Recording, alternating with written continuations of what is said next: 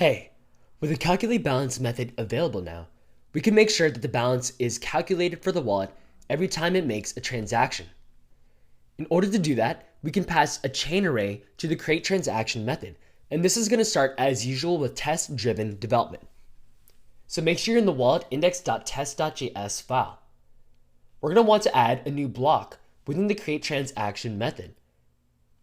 And then we're going to describe a new situation where a chain is passed to the method itself. So right after this group of tests where the amount is valid, in this case, we're going to have a test where a chain is passed. And let's have our usual callback function. Cool. In this case, if a chain is passed, we're going to expect the wallet.calculateBalance method to be called. So let's say that it calls wallet.calculateBalance. And in this case, we're referring to the entire static function. All right. And then using the special jest.fn method, so usually we have error mocks and log mocks, but we can use the same strategy to check that the wallet.calculateBalance method is called through our own calculateBalance mock. Therefore, we're going to make a calculateBalance mock constant that is the result of a jest.fn call. Nice. And then we can set the wallet.calculateBalance method itself, the static one, to our local calculateBalance mock. Cool. Now we'll call create transaction with a fake recipient and a valid amount, but then we're also going to pass in a chain. So let's call wallet.createTransaction. Again, with a recipient, this one can be foo, the amount as long as it's valid. And then this time we're also going to pass in a chain. So let's make an entirely new blockchain with a chain array accessed. So it can be any blockchain, so making a new blockchain right in line works for our situation. But the final result is that the calculate balance mock should have been called in this situation. So expect that the actual calculate balance mock method was called. So we'll have expect calculate balance mock to have been called. All right, very nice. So make sure you have this entire block where the chain is passed and it calls wallet.calculateBalance. Luckily, blockchain should already be required at the top of the file, and indeed it is. So once that is down, go ahead and open up the command line and then fire npm run test. And right away, we should see a test failure. And as we're doing so, well, we certainly see more test failure than should have happened by only adding one new test. Looks like there's around 3 failing. But let's focus on the failing new test first, and then check out what's going on with the other ones after. So we're going to go to the wallet index.js file, which is going to have the new requirement in create transaction, rather the new option to also pass in a chain. If that chain is defined, we'll set the balance field on this instance to the result of calling wallet.calculateBalance. Again, if a chain is passed and defined, this .balance is going to be the result of, well, calculating the balance. We'll call wallet.calculateBalance. So notice that the wallet class itself is able to use its own static method that is just fine. We're going to pass in the passed in chain, and the address is the local public key. So this is how we're going to calculate the balance before every single transaction. As long as a chain is passed, we'll make sure this .balance is based on the blockchain history. All right, cool.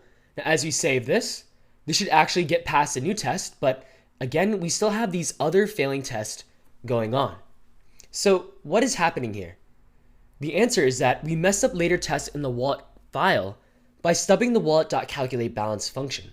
So if you look at index.test.js, you'll notice that wallet.calculateBalance is this new mock jestfn function. But calculateBalance is being used for tests later on.